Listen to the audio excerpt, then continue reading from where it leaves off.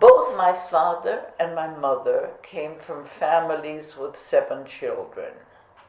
Okay, and both were Orthodox. My father's family was quite different from my mother's family. We know my father's family history from Spain, 1492. Very interesting history. They came to Germany before there was a Germany in 1517. There was no Germany. There was just the Hansestadt and stuff like that. And they participated in the development of a town called Glückstadt, and that's the name they later took. That's my family name, Glückstadt. Now, so how many generations you are Glückstadt? Do you know how many generations? Many. How many generations you are Glückstadt? Since 1870. We were Enriquez.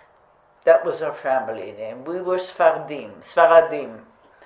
And in 1870, one of the Sfaradim Enriquez, by the name of Michael, wanted to marry, fell in love with a girl who was Ashkenazi.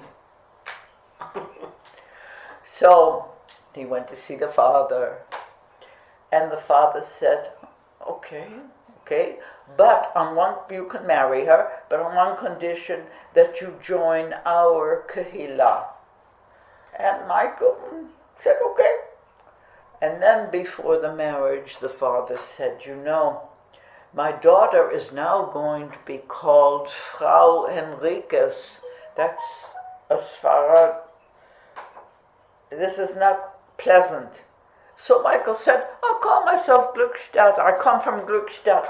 So that's where the name started. Came from an entirely different family, and this makes a difference to the story. Her father and mother each were orphans and were each raised in an orphanage. And I'm sure that was an arranged marriage. And so the atmosphere in that home was not warm and friendly.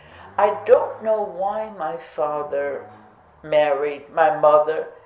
He didn't need to arrange a marriage. He was good looking and he was successful, So maybe they met at a party, I don't know. They just wouldn't talk about it. In the days when I was a child, you didn't tell your children the story. And the children were not asking. Yeah. So, What was your father's business? What was his occupation? My father, interestingly enough, when he was 15, he finished school. That was like Bagrut here.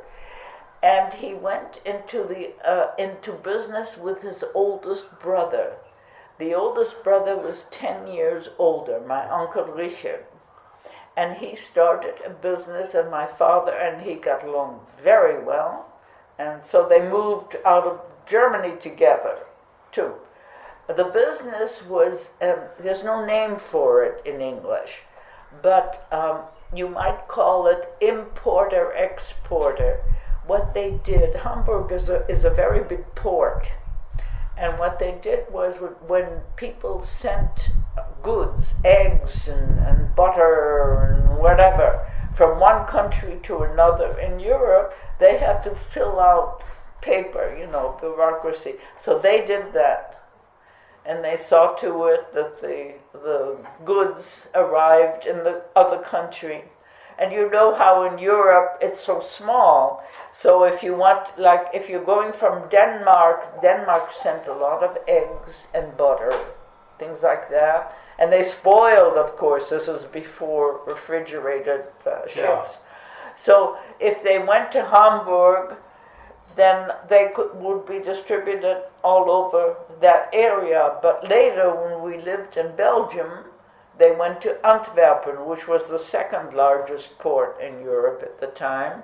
And then they would go easily to France, for example, Luxembourg. They were all really tiny countries. So there was a lot of paperwork, and they got paid for seeing to it that the food got... It wasn't just food, but whatever they were sending, sometimes it was toys, you know. I remember one time, I think the sender didn't pay, and my father came home with lots of toys.